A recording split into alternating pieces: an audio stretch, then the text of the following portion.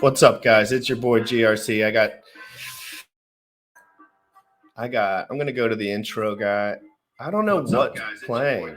Like, why is it playing in the background? Is that on your end? Nope.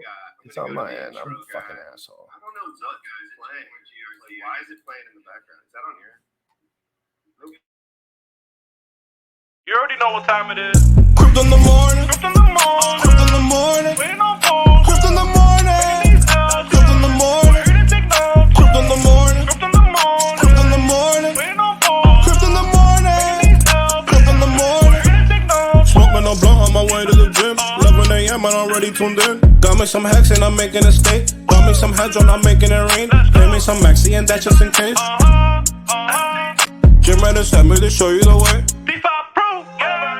Crypt in the morning. Crypt in the morning. Crypt in the morning. Waiting on phone. Crypt in the morning. Crypt in the morning.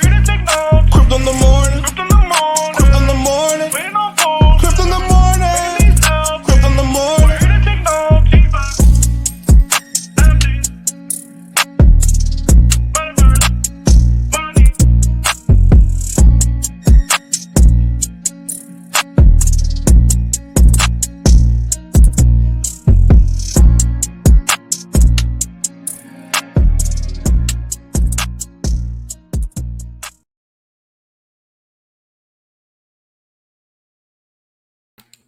Looks like we have a little intermission here. GRC is stepping off for a second to figure out shit, but hope everybody is doing well. We have a $600 million Solana hack that we're going to be talking about today. Very interesting. I'm actually looking into this right now on Twitter. There's a boatload of activity happening on Twitter around this because $600 million is interesting. That's a lot of. I don't even know if it's about the money. I think that it's active users with small accounts. Like that's the craziest part. Like it's not. But it's. I just read something, and remember, this is breaking news, so we don't know all the details right now. But I just read something on Twitter that said this is users who have accounts that are 6 months or older that inactivity. So I wonder why. So what? Why could that? I don't understand. Maybe that opens up 6 months ago is when this took place and they just waited. No, it'd be like you put money into a staking pool, you put money somewhere, you have crypto in this thing, and you just leave it there for 6 months and you haven't touched it or anything like that. And that opens up the vulnerability. Well, they said everyone with this a physical hard wallet, was unaffected. So basically there was an interaction where the keys were given up at some point. Like, so there was, and I'm going to get into the video right here. I had to turn my computer off. There was no other browser up, but it was making the double back. And I was like, I just had to shut my computer, I guess. Maybe because a lot of hackers are in my computer. There you go. Dude, are they gatekeeping hacks? No, I'm just kidding. What if that was the whole show? Like, I just like pretended to be like, Solana hack. Let's see if I can get back to this video with this wonderful young lady was talking about the Solana. You pull that up. I'm gonna say hi to the chat real quick. We got Warden U. What's Gucci? Like the biceps, bro.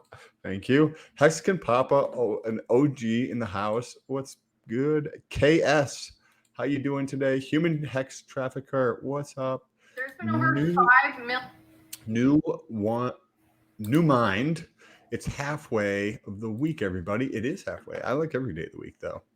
Good morning, Unimax. I actually have some stuff later on we might talk about for 7 minutes right at the end of the show related to sushi X swap and LP over there, but I don't have all the details. But let's jump into everybody else in the. So let's just go through the general. This is a 2-minute video here, guys. She's going to explain the hack.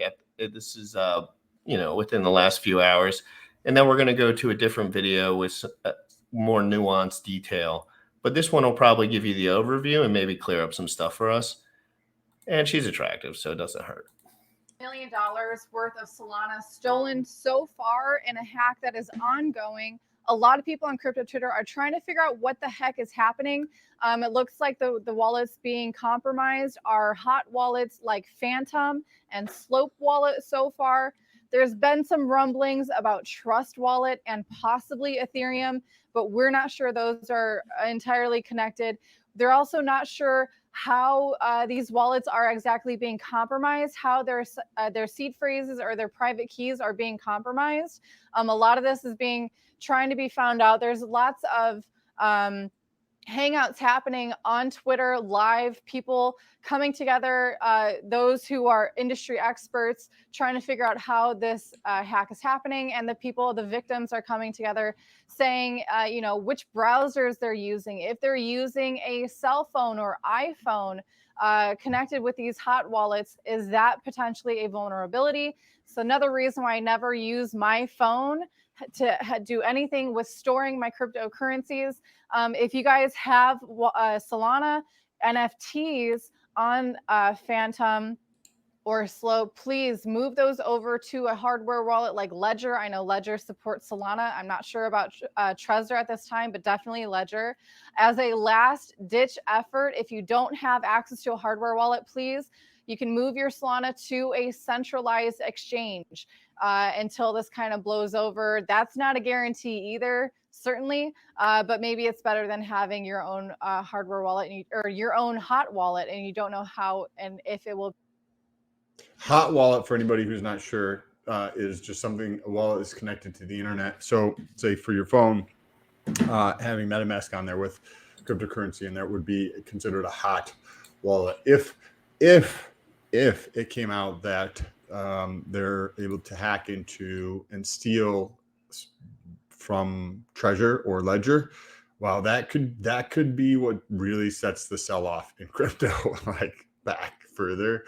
Well, the repercussions on the price chart don't exist at this moment, and I believe they looked it up, and I believe they will, because I mean, come on, someone's just dumping fun. I'm not a rocket scientist here, guys, but $600 million hack, low liquidity asset in a bear market, dumpy poo poo. Solana goes down once a month. Solana is the absolute trash of this earth. You know how many paid groups and shit tell people that Solana, because the price action on Solana is extreme. But how can you tell people to put their money on something that goes down once a month? And it's just like classic news now. Like if Solana goes down, it's not even a biggie. It's no biggie because it really goes down that often. Yes, but I think at least 6 times since I've been like paying attention in the last 6 months or 10 months. Like I just see it everywhere. Who's behind Solana? Dude, I don't even go over there because I've always been hearing this stuff. Like, Richard says 100% uptime all the time. So I'm like, dude, this thing has like 0 uptime. Like, I'm just like, I don't know much about shit, but like, I like the 100% uptime thing better because the details, I'm just kind of joking around a little bit, but come on, guys, you know what I'm talking about here. Like, you don't want your crypto asset that you have control over and no one else to not be able to be moved. That is an issue. Solana's absolute trash. These expensive high tier paid groups, everyone and lots of people have been pushing Solana hard for a long time. Hold on, I was just reading something. Solana didn't get hacked. It just mainly through ETH. It's just Solana came forth about it before ETH. I don't think that's true. Mm-hmm. I heard the whole news on ETH thing, and this. We'll clear that up more with Mr. I got a video right here that we're going to pull up. This is like a Ethereum dev, so he's going to be a lot more detailed when he's talking about it. Perfect. If you know what I mean. So that was kind of just, I wanted to give you the general. And now let's see if we can, me and Sam will try to poke around at this a little bit, see if we can learn something here. This is interesting. So I'm over on where you're pulling up the video. And anything that you pull up, Sam, the article, anything I could read, like please feel free. After this one, we'll just, because this guy's just going to give us some clinical detail real quick. I'm over on Twitter, and there is a plethora of issues here. There's a tweet here from Justin Bonds. I'm just going to read off some of these things here because I think this is interesting. Solana has far too many red flags. Blockchain should never have downtime. Yet Solana has gone down at least 7 times since I spoke out. A consequence. Wow, this sounds just like what I just said. Literally, right? I was picking it out of my head too. I was like, I'm pretty sure Solana's been down like 6 or 7 times now. A consequence of their own design decisions. There are There are many examples of lies, fraud, and bad design, exposing a pattern of bad behavior. Interesting. This is from Psychic PhD. I was able to prevent any Solana SOL loss from my Phantom wallet. How? I don't hold token of blockchain with so many red flags and not able to remain online. I don't even think about it. I feel like I might be a genius, like, you know, but like I think I'm still just like a pleb because I'm like, I would never even just fathom putting my money over there. Well, I won't even look at it because I don't like downtime. I'll punch my computer straight through the freaking screen if I cannot sell my crypto at the time that I press it. I'll be pissed. It's never happened to me. Yeah, I got hacked once, and that's why I kind of want to talk more about that as we go forward. Yeah, that's I think we're going to DAP University actually. So let's just listen to this guy for a minute. Let's he is a professional, you know, so let's give him his he's been doing this for a long time, and we saw one of his videos the other day. He was pretty good, dude. Yeah, he's pretty open-minded, and him and Richard have had conversation online before. Very interesting. He's a funny, nice guy. Basically, they're saying it looked like a supply chain attack on iOS-based wallets. Let's look at the details. So, again, you know, it's another hack or exploit, whatever you want to call it, in the ecosystem. We talked about one yesterday. Again, you know, we're seeing a lot. This is live right now, by the way. Really close to each other. We're talking about later in this video how you can protect yourself from these type of attacks. It's just like 5 minutes back. Continue on here. So, hack affecting the Solana ecosystem entered a second day on Wednesday, with no firm consensus on the source of the exploiter or how it might be stopped. So this is still kind of a question mark, but it's still happening. So basically, 7,767 wallets have been hit. An estimated more than $5 million in assets been taken so far. And it looks like we're not necessarily done with the total count on this just yet. So, we're not 100% sure exactly what the source. A couple times. And then I've also seen 5 million. I think the 5 million is old data. I think the 5 million was from. Yeah. So remember, this was ongoing last night. So like, as people are waking up across the world, and like these numbers could be getting updated, and there's only echo when you talk while plays. Okay, my bad. I won't do that anymore. Yeah, I think this is ongoing because I was watching like the 10-minute news like right before this, and they were like, yep, there's still wallets. Yep. Like there was like, so it was ongoing. And that's really scary, guys. If there's anyone in this chat that needs help moving funds or would like suggestions, please ask for help. This is a decent time to ask for help because there's probably only one or two of you guys who are newer who have dealt in this. But yeah, we can help you get it on to centralized exchange, because if that's possible, you definitely want to do that. Even though centralized exchange is garbage, it's still tradable. If you don't have a treasure, you need to get it out of that. Out of there now. That's a compromised wallet. This is a good time to just, because I didn't think about what other people were thinking about. This is a compromised wallet. Your wallet is done. Period. You can never interact with that wallet again. You must get the funds off it as much as possible, and you will never use that wallet again unless you're claiming pre-airdrops that have come to that wallet. That is the only, so you must be done with that wallet. If you ever interact with that wallet in the future, it's 100% compromised. You need to get onto a centralized exchange. You can't order a fucking treasure in 40 seconds. So like, you need to send your money to a centralized exchange right now and see if you can have it there, because then you could trade it or move it. Which is absolutely an insane statement to say. Yeah, no, but it's the truth. I agree. I'm not saying it's not true. Do we like centralized or zero? Centralized. I agree. I know. But it's crazy coming out of our mouths. You're right, because it's so counterintuitive.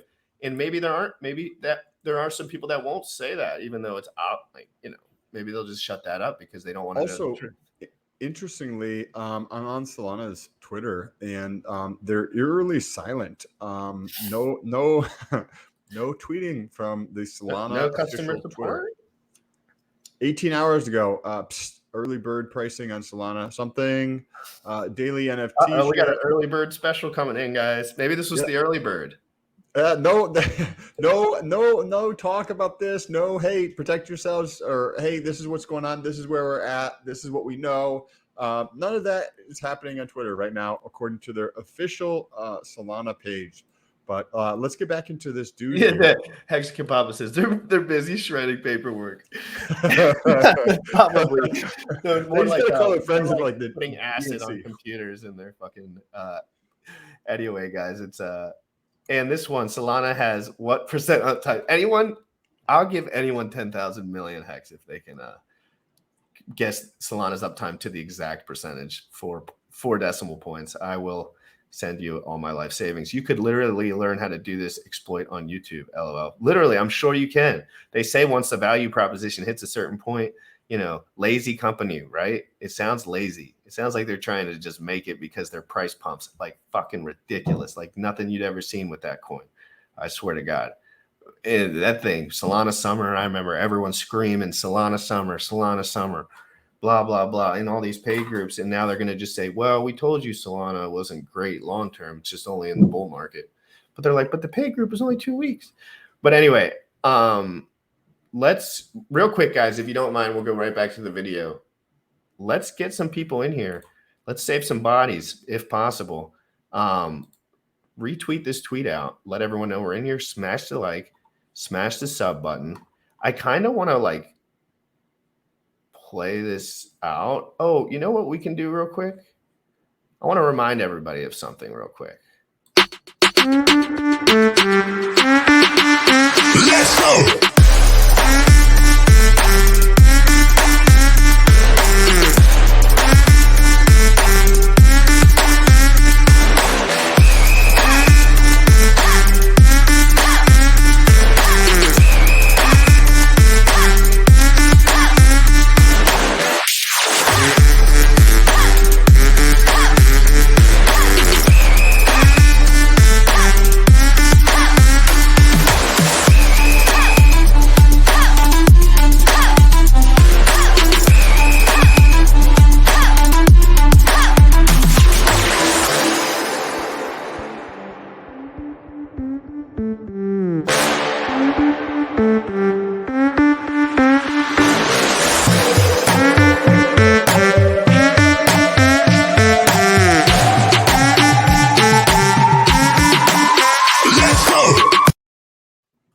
I just wanted to pump everyone up real quick that was in here.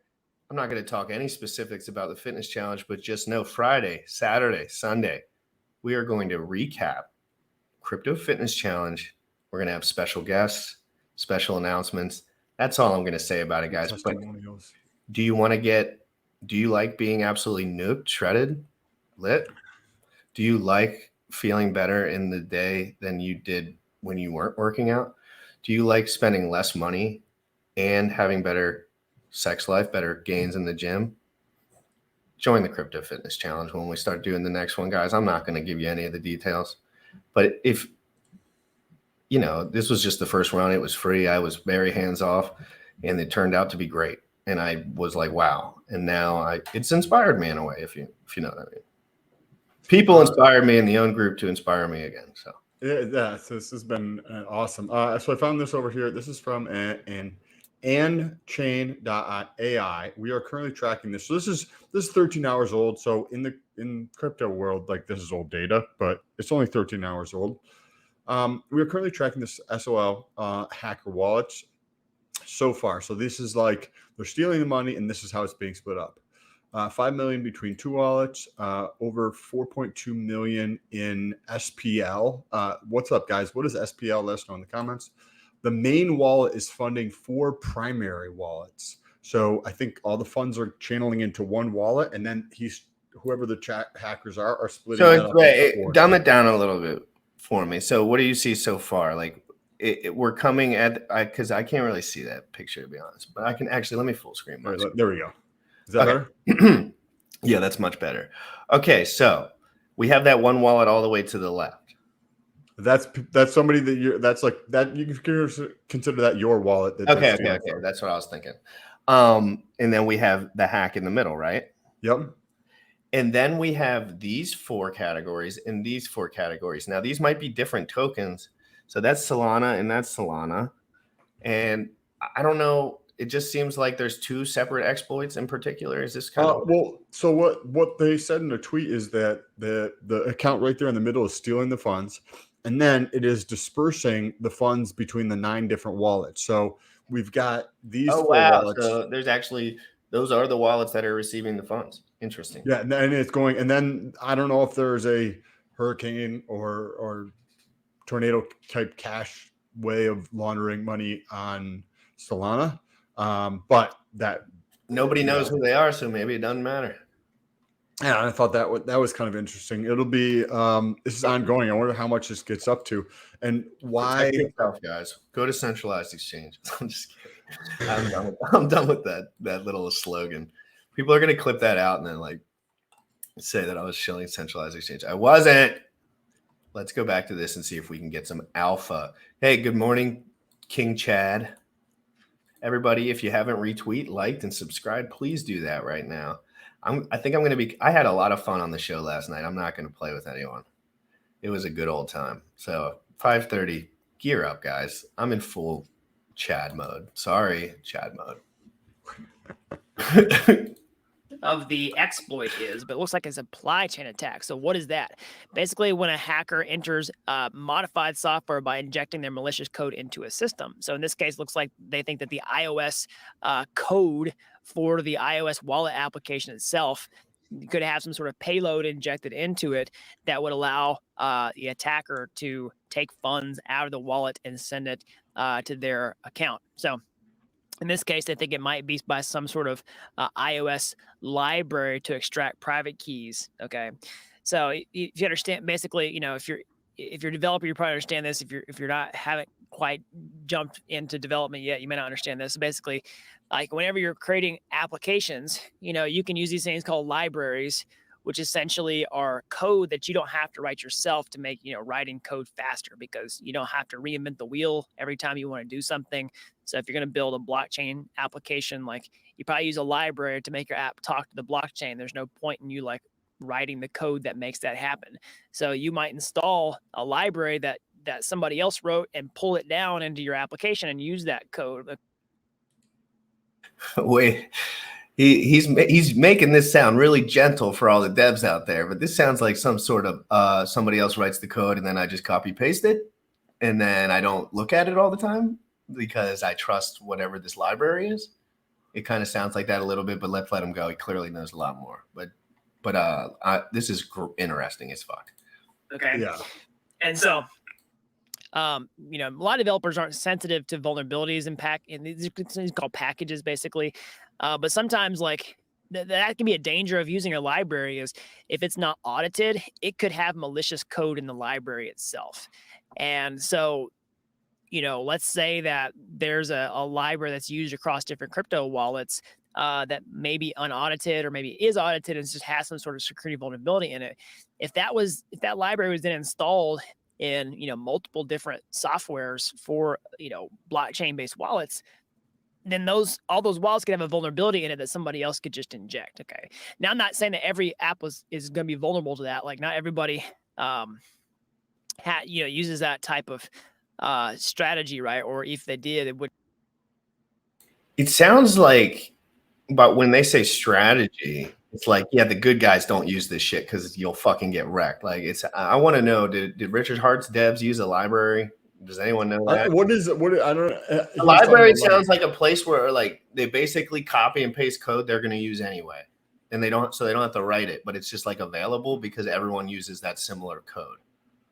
But like, it's like open source. Don't have to type it because there's certain parts that are like, you know, already like normalized or all devs use libraries. Okay. So every dev uses a library. All right. So it's probably like every industry, a GRC it's probably like using a pen, right? Like I didn't go create this pen, but I'm still going to use this pen. And it's like, okay, well then you also have scissors, right? Or this computer, I use it. Technically someone could put acid in that pen. You never asked, right? When you bought the pen from the store, you didn't ask if there was cyanide in it.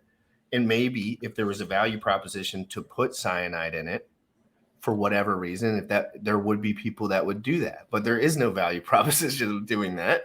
But maybe there is a value proposition of slipping in a little bit of code to some of these projects that don't pay attention as closely. I'm just talking off my ass here. This is just like off intuition. Let's get right back into it. I'm loving what this dude's talking about right now.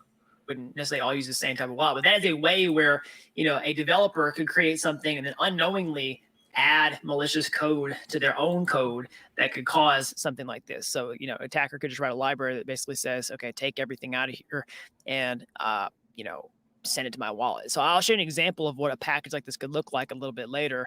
But that's what they're thinking it is right now without actual confirmation. So they came to this conclusion based on the fact that exploited wallets didn't have prior interactions with dApps and had remained inactive for some time. So I think I saw some numbers floating around that some of the wallets that were drained had been dormant for like 6 months. Okay. Now, many times whenever we see whenever we see wallets get drained, there's different ways that wallet exploits can happen. Like sometimes somebody will get you to sign a message in your wallet that is not what you expect. Like if you have ERC20 tokens in your wallet or ERC721, like NFTs, sometimes you might get on a website that's like, hey, claim your free airdrop. You know what I mean? Or like claim your free NFT mint. And then you just like sign a message, but you thought you were signing a message to, claim free tokens or something. But actually what you were doing was signing a message that lets people take money out of your wallet. So that's a common exploit, but that's not what happened here. That's what he's saying. Like, that's why it's so puzzling, because you didn't have people some of these wallets have been completely inactive for a lot of time.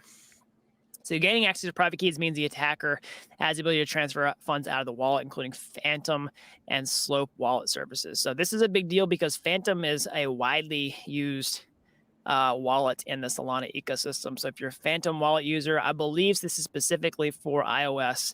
Okay. But I would just say if you have a Solana wallet of any kind, like go check it right now and see just to see if you're affected. So anyways, hot wallets are considered less secure than cold wallets as they connect to the internet. Cold wallets mean also private keys with an offline hardware layer. Okay. 7,000 wallets have been hit. They're working with the engineers working with security teams, trying to put fingers to figure out exactly what the vulnerability is. They're trying to figure out what the best solution here is moving forward. So definitely go check on that. We're gonna keep you all up to date on the details as these types of things come in. If there's a quick solution, definitely go follow me on Twitter. I'll be Master Shortcut entirely. I share a master blockchain step-by-step start to finish over at dappuniversity.com/bootcamp. You have to be an expert to get started today. I've helped people with layers. So I found this over here on Twitter. Interesting fellow there, Dapp University guy. This is Solana status. Engineers from multiple ecosystems with the help of several security teams are investigating drained wallets on Solana. There's no evidence hardware wallets are impacted, right? That would be a very detrimental thing to crypto in general if hardware wallets were getting attacked or drained. Wait, is this a Solana product service? The Twitter? Oh wow, 85.3 thousand. Yeah, so they are tweeting about this. Okay, cool. But this is not their main account. This is another one. Their main account has 1.9 million. This is probably run by somebody. Slide it over to the Solana status. Don't give it the main stage. Let me read this. Let me read this real quick. An exploit allowed a malicious actor to drain funds from a number of wallets on Solana. As of 5 a.m. UTC, approximately 7,767 wallets have been affected. The exploit has affected several wallets, including Slope and Phantom. This appears to have affected both a mobile and extension. Mobile noobs wrecked. Engineers are currently working with multiple security researchers and ecosystem teams to identify the root cause of the exploit, which is unknown at this time. There is no evidence hardware wallets have been impacted, as users are strongly encouraged to use hardware wallets. Do not reuse your seed phrase on a hardware wallet. Create a new seed phrase. Wallets drained should be treated as compromised and abandoned. I should work. Was saying earlier today. I should work for them. If your wallets was one of the 7,767 impacted, please complete this survey and investigate the root causes. Let's go to the comments. Yeah, this is interesting. So let's click on this one here and Let's see. go to some comments here. We got this is my story. This person, this is their wallet. This is my slope of my on iPhone. iPhone. I was storing 3,300 USDC there, and they were stolen. I never connected this wallet to a single site. Wow. I also have Phantom, and it wasn't compromised at all. Get it off, buddy. Wow, wait, that's super interesting there. They didn't connect it to any site. So there was another report that I saw that what's called was not the code from Solana had nothing to do with this, but I think we kind of already, came to that conclusion. All of my Serum tokens were stolen last night. Initially, I used Slope Wallet, but imported the seed phrase to Phantom Wallet. Slope is the only wallet where I can see the transaction details. Any chance I have the stolen Serum returned? No, sir. I'll give you the big no on that, sir. Drained all my Solana and USDC this morning. Good, very bad. And he's a cult supporter, so those cult supporters, they like their decentralization. And he probably felt wrecked. Go down a little bit more. Yep, that's his. I lost around 755. Here's the transaction hash. Keep scrolling down. Everyone's exposing their wallets today. My wallet is also gone. Wow, guys. I mean, come on. Are you kidding me? Please help my address, sir. Wow. This is absolutely devastating. You see what all these little guys. Exactly. That's exactly the point I was going to make.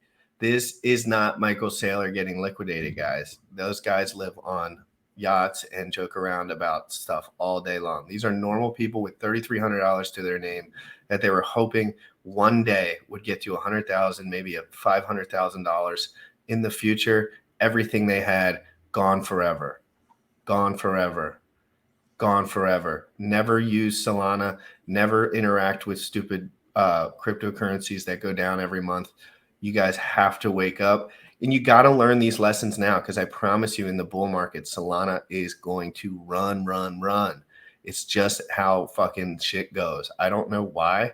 I hope Solana dies forever, to be honest. I don't like Solana, and I never have, because everyone ignored the uptime problem with it because it was a quick fix. And I always thought it was. I don't think this had anything to do with Solana. I just think that. Or whatever. Yeah, correct. You're going to find the same people getting hacked from this shit.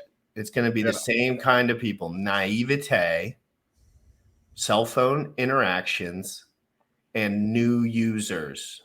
And they're not protected at all because nobody's here to tell them anything.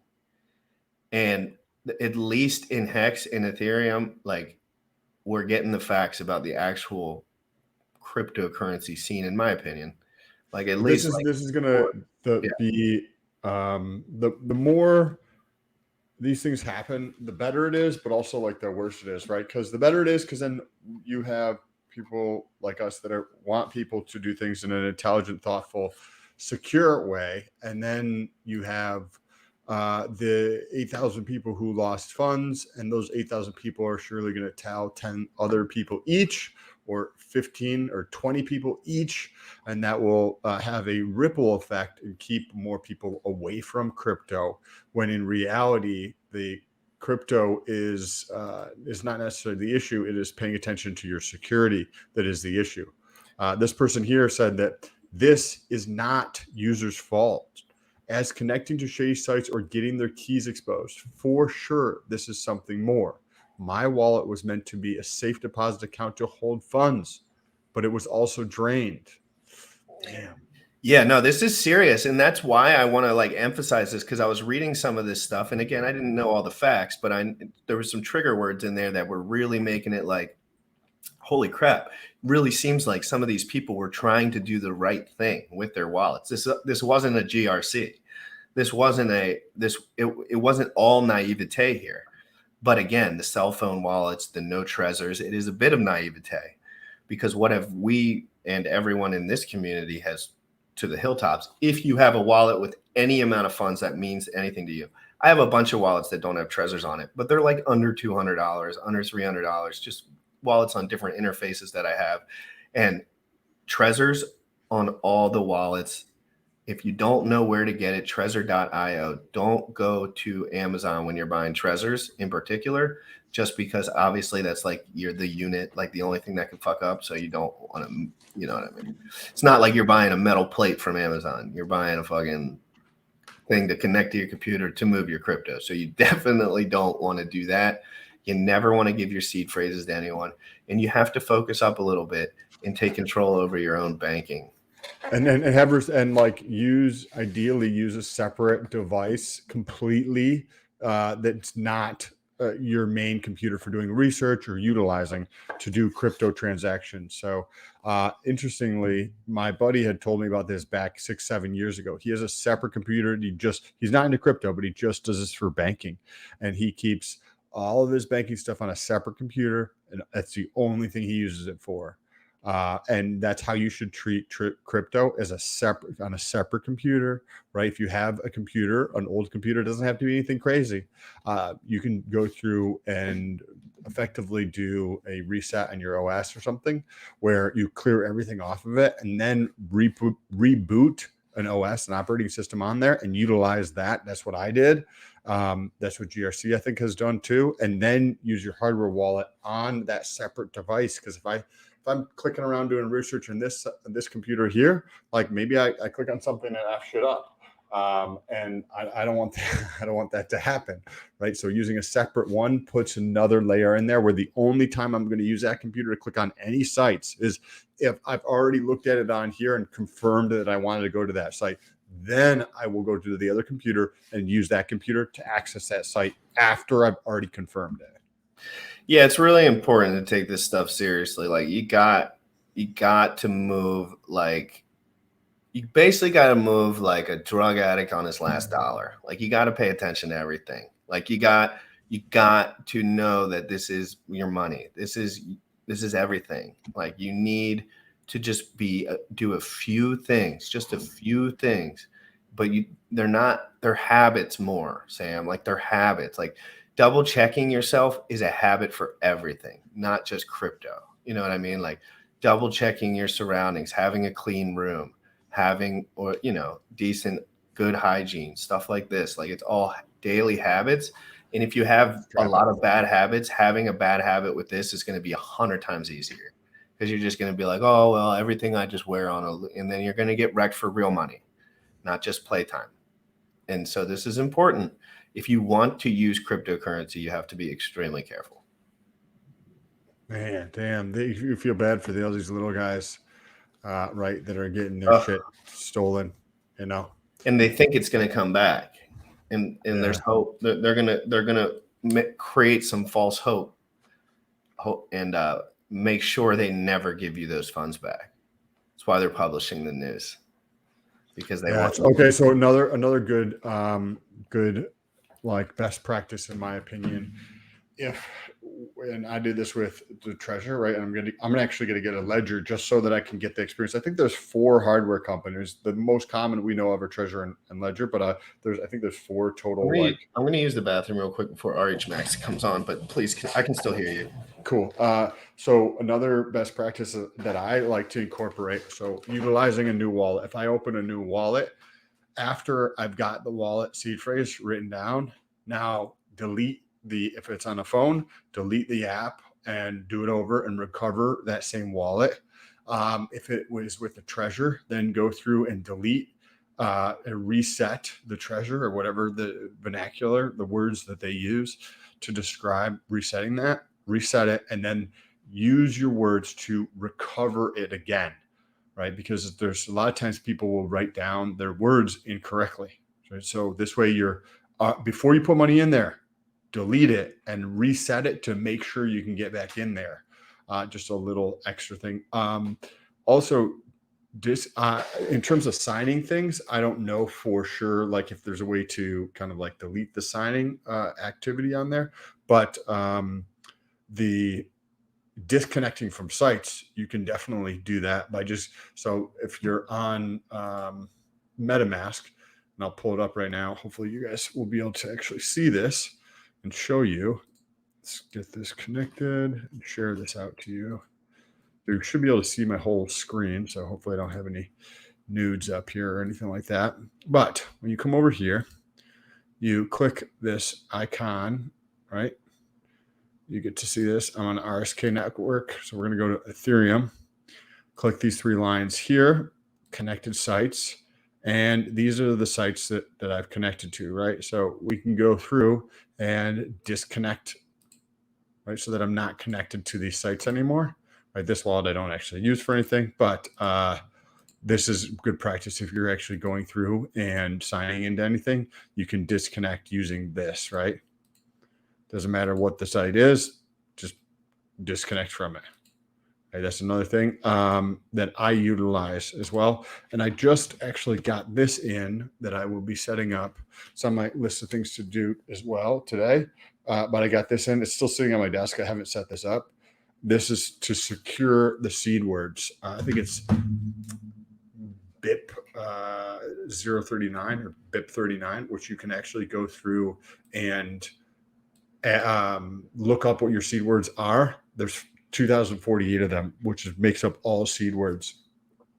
So if you think numerically, 1,243 and 1,243 would equate to that word on that list, right? So it's a way of almost codifying it, so to speak. And with something like this, you put that code on there, 1243.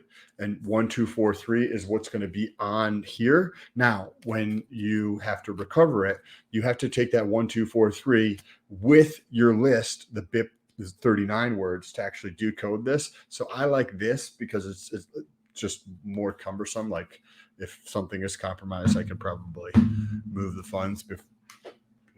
It's going to take time for somebody to decode it, basically, before they go. Just any layer of protection is a good layer of protection in crypto because it's all about incentive. It's all about easy, swift of access. Just like somebody was saying in the chat, like this exploit would cost them about half the money that they made.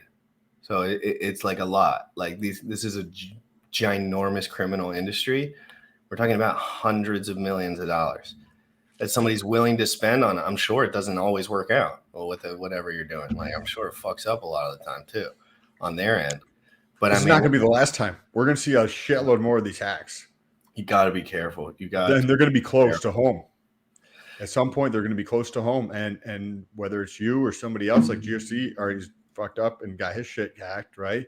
Which has benefited me, so thank you. And I'm not, trying to play lightly, but that's fucking just what it is, right? Because then, this stuff is going to hit home. It's not just going to happen with Solana. We're making fun of Solana just because that's what it is, but it's going to happen in other ways. Like whether the network is secured, then the way to access the network is going to be attacked, right?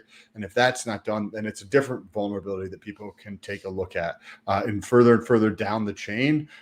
Because when there's this cash, so to speak, it's like just having cash available that anybody could have access to as long as they can get into there. Right. So if you just have cash in a plastic bag, super easy to get to. And that's effectively what's happening with the blockchain. Instead of being a plastic bag, it's in a giant cage that's locked up very securely. Right. But as soon as there's interactions with that giant security box with all this cash in it, then that could create that vulnerability for somebody to extract value out of there. We're going to see more of this, and some of them are going to get close to home.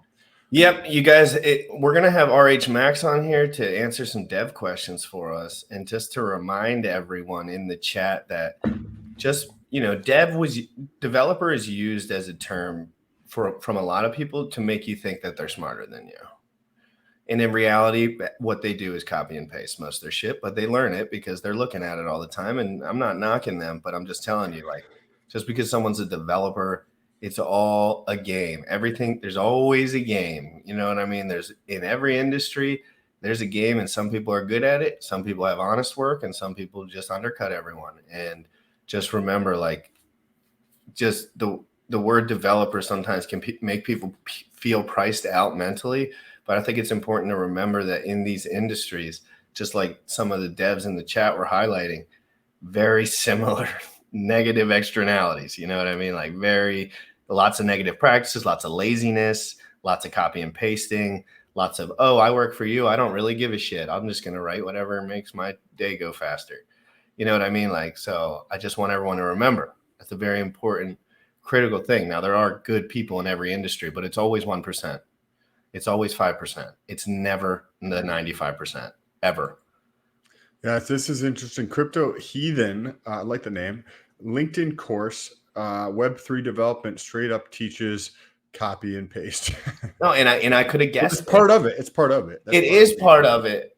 In the good, like you can give me a hammer and I could maybe build a beautiful home, or I could beat someone to death with it. You know what I mean? Like it's just the truth. In both of those could take similar emotional energy. Like for me to build a house, I would have to be very into it. And for you to be upset enough to freaking beat someone with the hammer, it comes down to mental health, daily habits, and like respect for yourself and like living a decently good life. And it's hard to do. There's a lot of ways to not do that. And I have, I do that shit sometimes too. Bad, dumb shit, stupid shit, stuff I shouldn't do. Potentially, maybe it's small to some people, but to me, it's a big deal. And just like YouTube channels, I was watching YouTube channel 3 years ago that has 12 active live viewers yesterday. I still tune into it like every night just to like, and they never grew, they never cared, and they still are blaming other people. So it's kind of like, you just know that in every industry, you have to find the gems, and you got to find people that are willing to put in extra work because they actually care. And I feel like we have one of those guys in the chat right now. I mean, in the green room right now. We're going to transition him in. Sam, I want you to pick his brain. He's a dev. He knows way more about this kind of stuff. But I also, RH Max, as you come in, I want you to let us know some of those realities of the industry. Because you kind of mention that a lot, I think. And you're like, oh, yeah, you want to know the truth about us devs? Obviously some are great, but the reality of the situation. Let's transition him in here.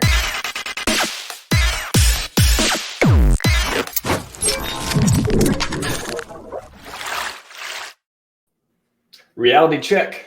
It's incoming. What's up? It's coming up. What's up, bro? What's Yeah, up? there we go. You're lean AF, bro. You're looking good.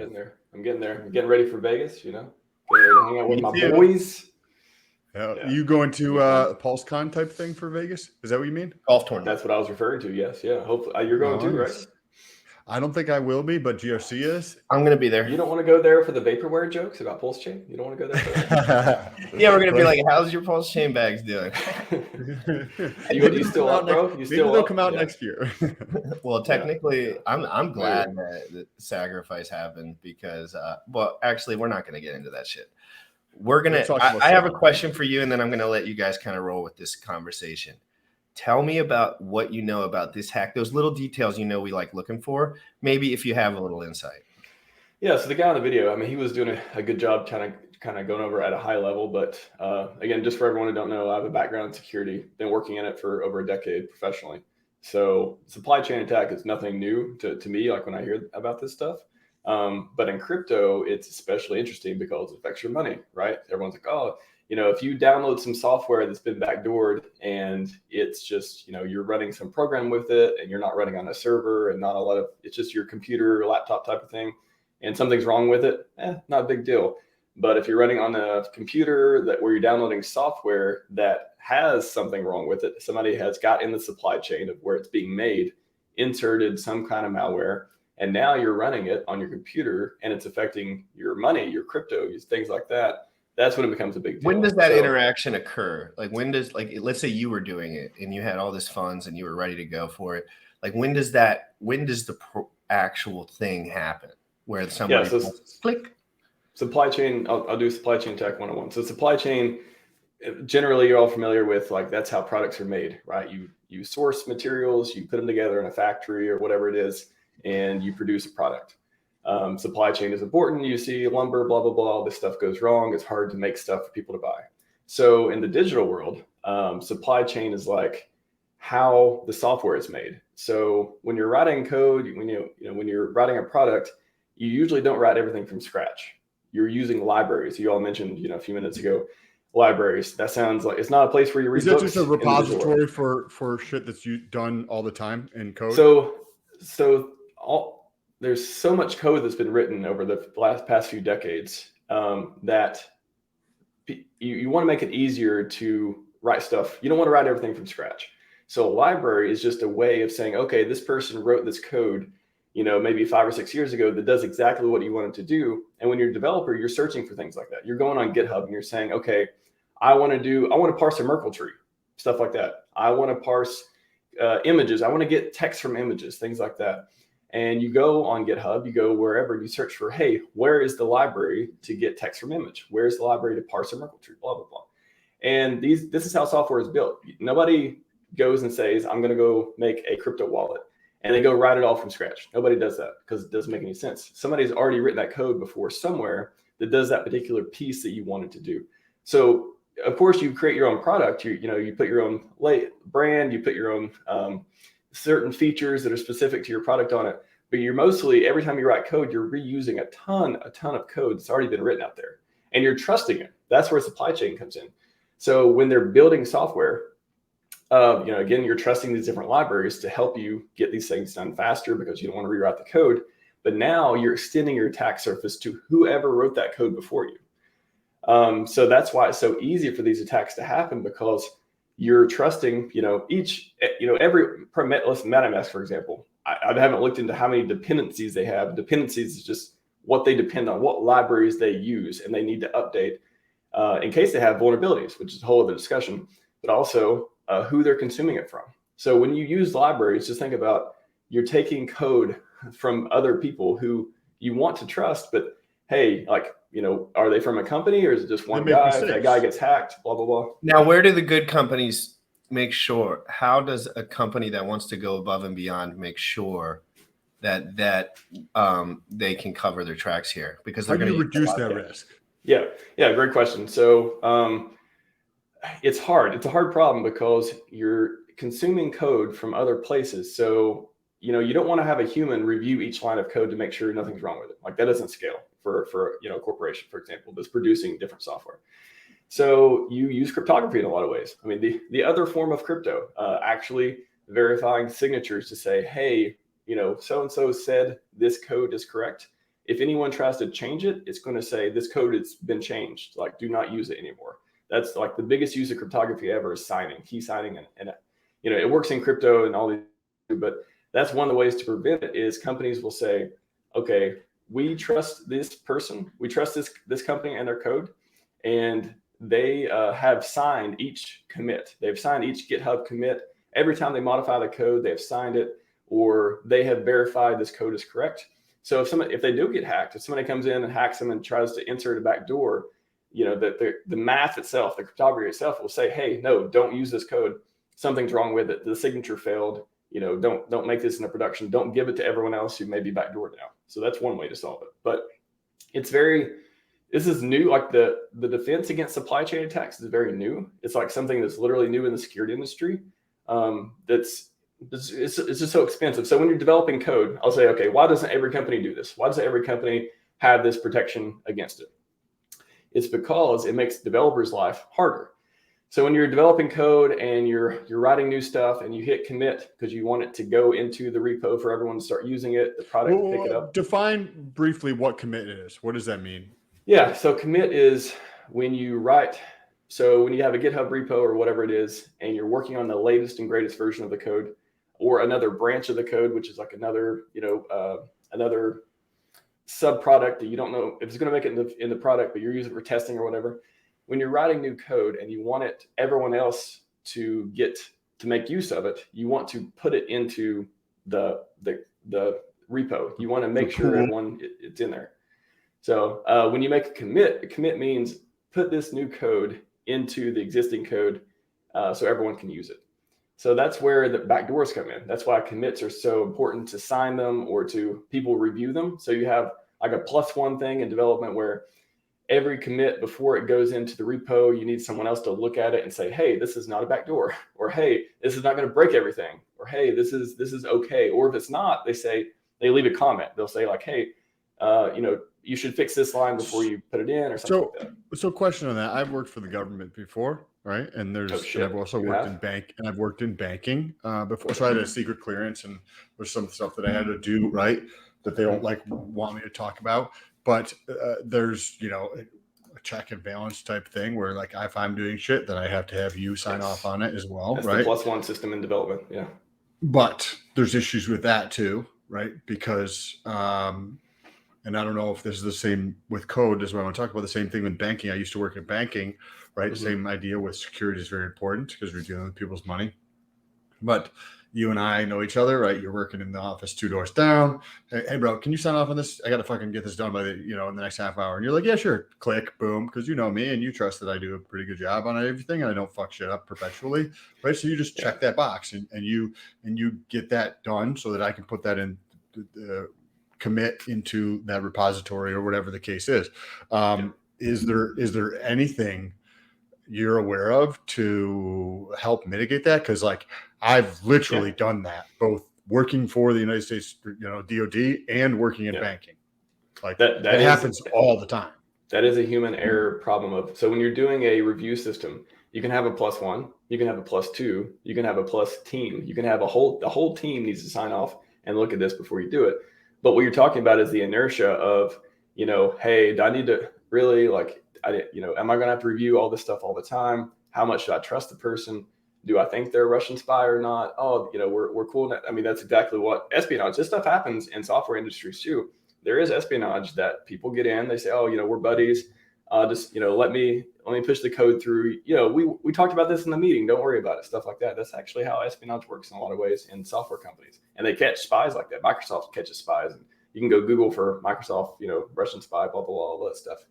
But yeah, that's another reason to do a crypto version of that, a cryptography version, where you say, once you get past the checks, once you get past the person reviewing it, now you have, if it's already went into the code, now no one else can come in and try to make a new commit because their changes won't be added. They'll say, this hasn't been approved by someone at the company. So that's another reason why they try to make it, hey, it's not just a human, clicking a button saying I approve this and stuff. It's also these other checks and balances to make sure that there's no random person on the project that's putting code into it.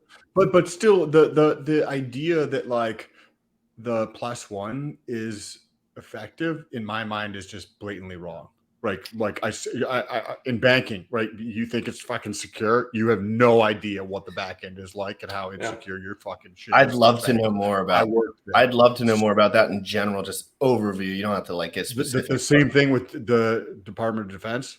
People are fucking utterly clueless on how our money. It comes down to a psychological and accountability thing too. So now you need to make people accountable to make them not just say, "Oh, I'm gonna approve everything." Say, "Okay, if you approve this, something goes wrong, you're going to get fired, you're going to get sued, you're going to get all these other things to make it up. It's like a ginormous warning on MetaMask or something for anything that has like a new or it's like there's no warning. Like shit just pops up on there all the time. It's like, oh, you want a new fucking airdrop? It's already in your account. Yeah. Accept it. Well, yeah. I mean, MetaMask has a bunch of different issues with, sometimes it doesn't show you what, if you're going to claim airdrop, for example, I came across this, it won't show you what function you're going to run to claim the airdrop. So if it showed you what function you're going to run, you could go to the code and at least look at the function and say, okay, is this doing something crazy or not? I mean, your developer, it's harder to do that, but sometimes MetaMask won't even show you the name of the function so you can go determine what you're actually going to run. There's a bunch of different MetaMask security improvements you can do there too. This is super fascinating. But I want to, some of this stuff, right, is going to be shit that's like on the peripheral of a lot of our understanding, myself, but also I'm assuming a lot of people in the chat. But what are some common, how can people, mitigate this shit? How could you go through and, right? Because we've been talking about it from the standpoint of I'm creating code. Hey, bro, I need you to fucking sign off on this shit so I can get this done by 2:00 today. So I send it to you. You're like, checkbox, done, because I'm about to go out to coffee with my girlfriend. I don't give a shit what it's actually like, right? And that shit happens all the time, even if there's the quote of right, they could have prosecuted me for shit, right? And doesn't stop that from actually happening because the probability is just so minuscule. But that's a hiring and training thing on the human psychology aspect. But like I said, you can have not just +1, you can have +2. You can have not just Sam, but you can have GRC also has to sign off. So maybe one of you are good friends with the person who wants to put the code in, but the other person's not, and stuff like that. So, and then you can try to match somebody's girlfriend or something like these things. But I just don't see it as being secure. just doesn't sound secure. Well, No, because I've been multiple. There'd Yeah. be things with the working for the military. Okay, cool. I got to have GRC sign off because he's at the same quote level that I'm at, or the next level. After that's done, then I have to take it to somebody else to have them sign off on it. Then I have to take it to somebody else to have them sign off on it, like 3 or 4 layers. But checking a box is just not super effective. Yeah, when nobody there are different layers. So there are different layers. I don't know in banking and stuff if there's like, okay, I can't explain that part, but the part of in code. So I mentioned branches earlier. So branches are like another version of the code that's not released yet. So maybe in Pulse Chain, Richard said there's 2 different teams working on Pulse Chain products. They have one working on one side and one another problem, whatever, or the same problem, 2 different solutions. So those 2 are working on, if I were to speculate, they're working on 2 different branches of the code. And so you could have this branch that usually in development, you have one version that just takes new code, and then they get +1 and they get approved and stuff like that. But before it gets released, the whole team looks at all the new code. They go, you have 8 to 10 people probably looking at all the new changes. So you have another set of approvals, another layer of, okay, if anyone spots anything weird going on here, now we have a chance to catch it before we take that new version that we want to release and put it into the main product and actually get it out to customers. So that's another way to try to prevent it. But that I feel like at companies to make that actually effective, from my personal experience, it would have to be incentivized, right? Because all I have an incentive to do is click through, and not in the negative side, but on the positive. Equity. Yeah, exactly. If you want your company not to go down, give them some equity, and they'll work a little bit harder. Basically, what keeps these things functioning is the richness of the people in them, and like the solidity of what's going on. Like stealing from there's also that part of it that's like the government. It seems like stealing from the grocery store, like nobody does that, right? But it's relatively easy to do, and it's relatively easy to get away with. San Francisco, they do it a lot. But no one around me really does it, because it's kind of like one of those things, right? It's like, I don't want to be a bad person. It's like you almost get socially conditioned to, and then some people are like, fuck you, like socially conditioned. Like, I'll steal your shit. 6 clicks away, bitch. Like, when you were gone, me and Sam were talking about espionage too, and that's another factor. There's been spies. You can Google for Microsoft Russian spy.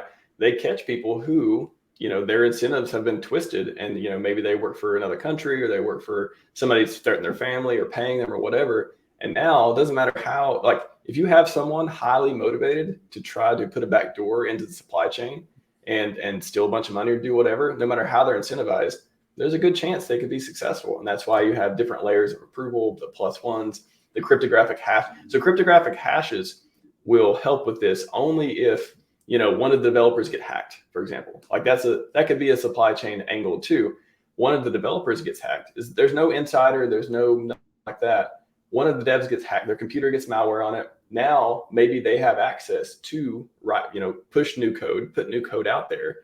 And now you kind of left it up to, okay, how many checks do we have? How many, where's this code going? Is it signed or not? And if it's signed, then you can quickly see, okay, this new commit that made it into this new code that made it out there, it wasn't checked by the signatures didn't check. Nobody else checked it, blah, blah, blah. Obviously there's a problem. We need to back it back out.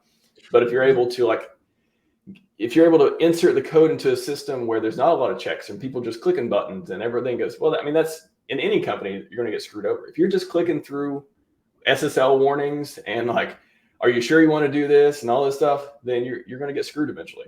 So that can happen in any company. There was a podcast or something where Richard Hart was talking about, talking to a fellow about utilizing NFTs with Alfa Romeo.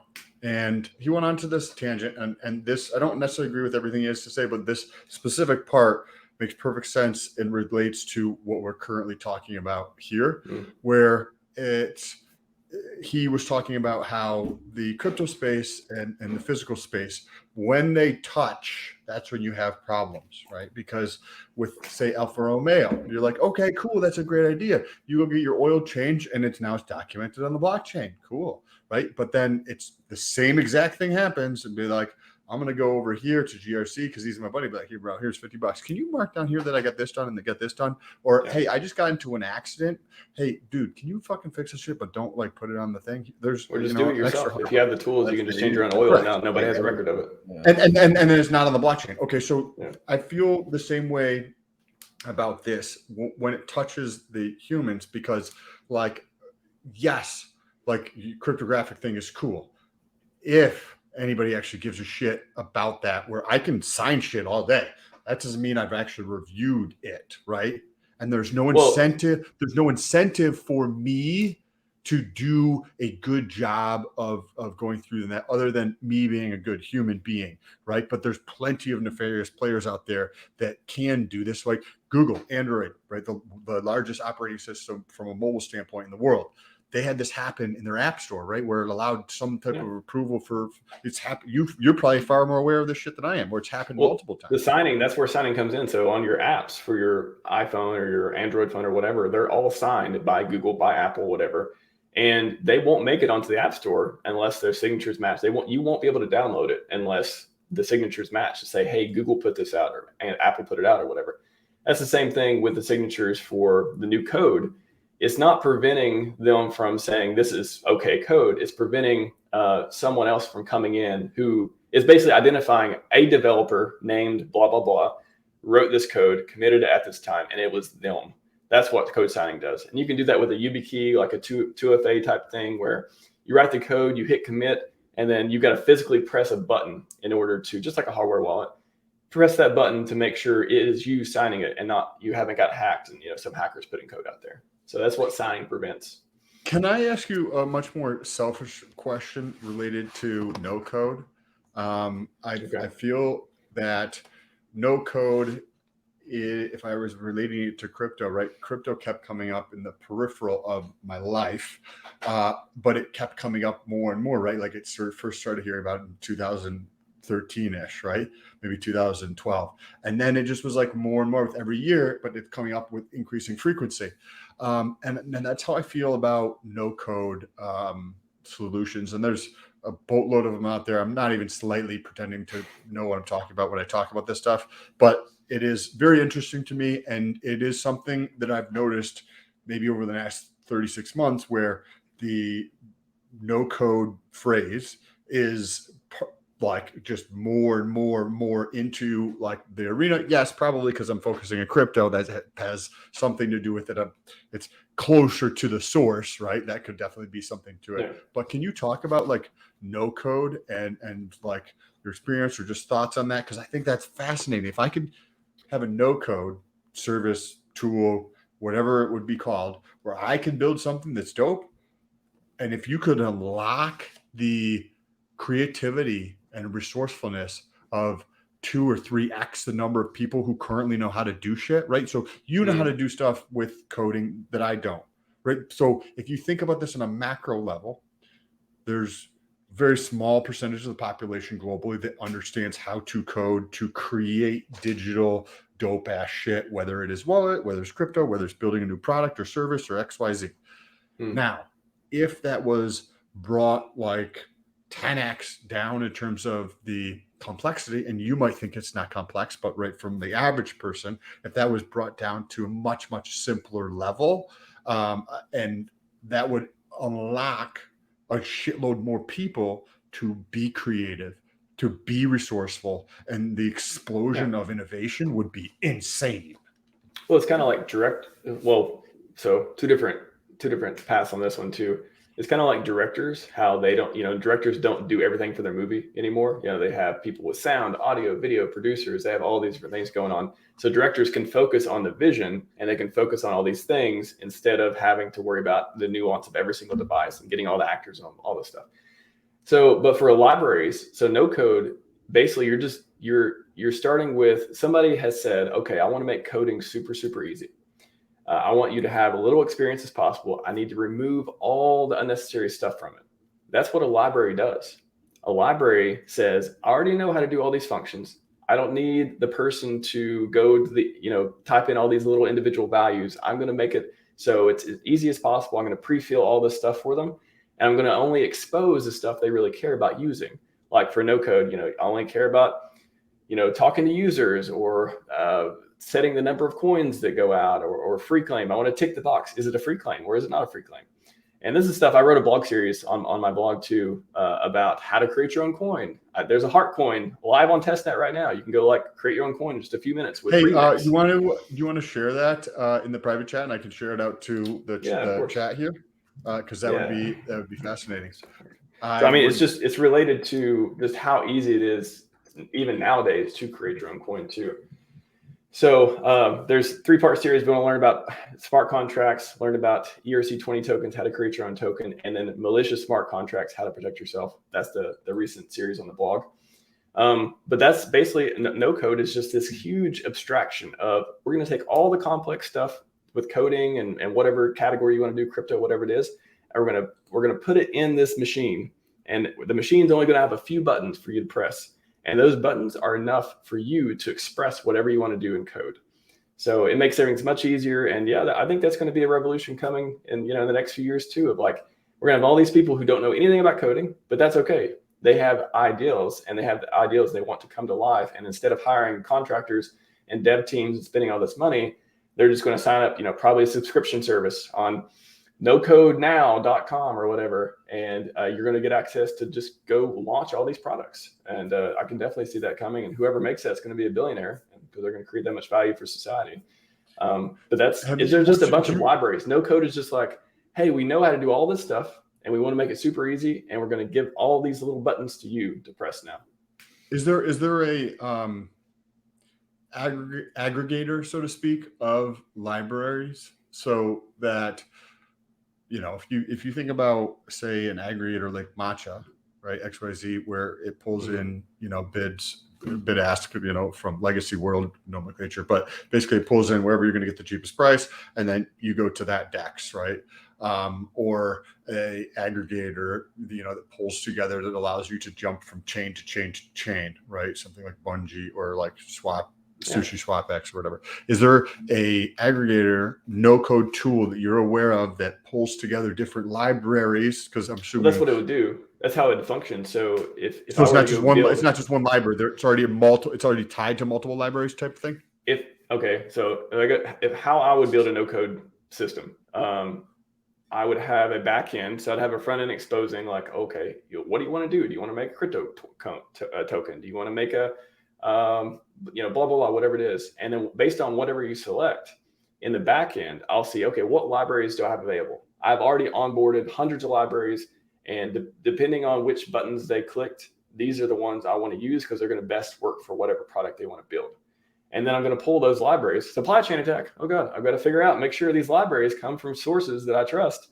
And I'm going to piece those together. And then based on whatever you type in, hey, I want to make Samcoin, and I want it to be a free claim for 90 days. And I'm going to take those libraries from Open Zeppelin. I'm going to take libraries from, the Ethereum contract stuff. I'm going to run an AVM, whatever I need to do.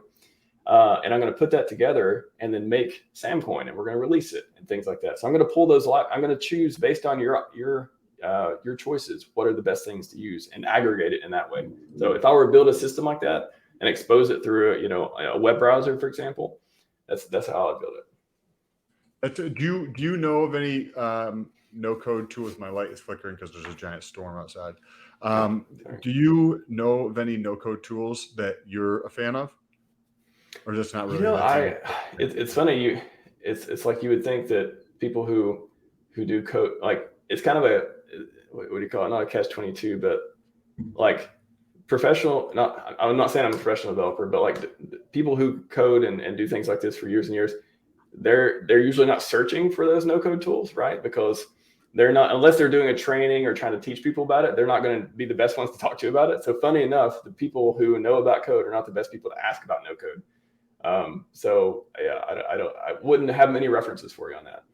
Okay, cool. No, that's something I would like to start to learn more about that. And it's fascinating. I just heard about this one, bubble.io, that I signed up for a free demo, and I'm just going to try to see what I can create in an hour, whatever it is. It's an app or something, and just test to learn, because it's I'm not trying to plug my blog again, but seriously, if you want to go create Samcoin on testnet on Ethereum, you can do it. And I mean, After I distilled all the steps to do in the blog post, like you could do it in probably 30 minutes to an hour. You can create your own coin with whatever supply you want. It'll give you all the supply, and then I'll have 1 billion SAM coins and on testnet on Ethereum for free. Dangerous information. Dangerous. SAM coin coming. It's if you real. want to learn how this stuff works. I did before when you sent over the blog post, I pulled it up in a tab to go through and actually take a look at this after I get off here. You have a bunch of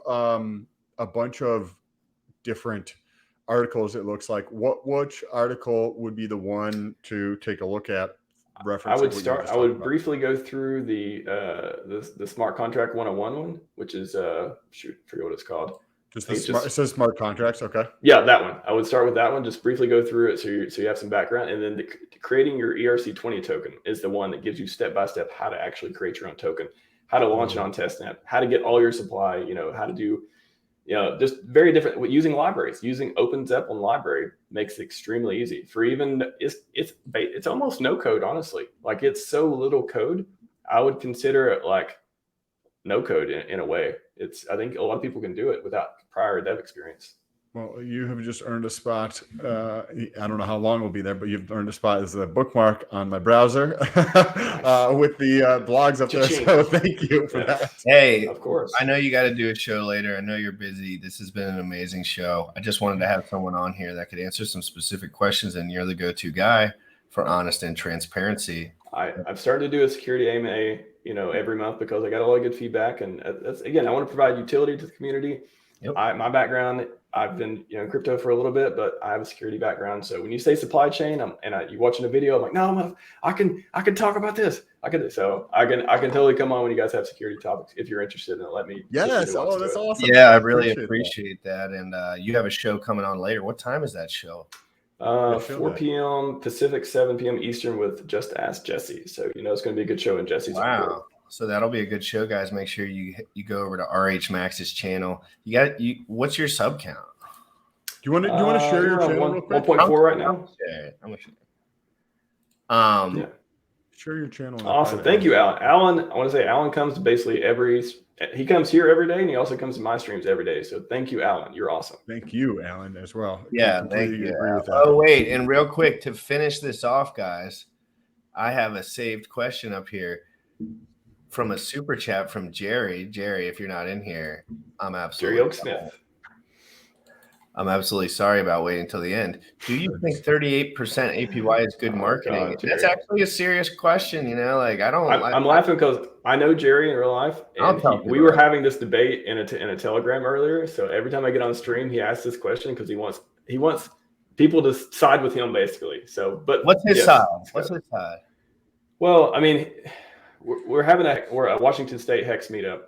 And I'm doing like the banner for it. I'm doing like the banner we can take pictures with. And he wants to put the APY on the banner, and I don't want to. No, Jerry, I don't agree with that. I don't like that.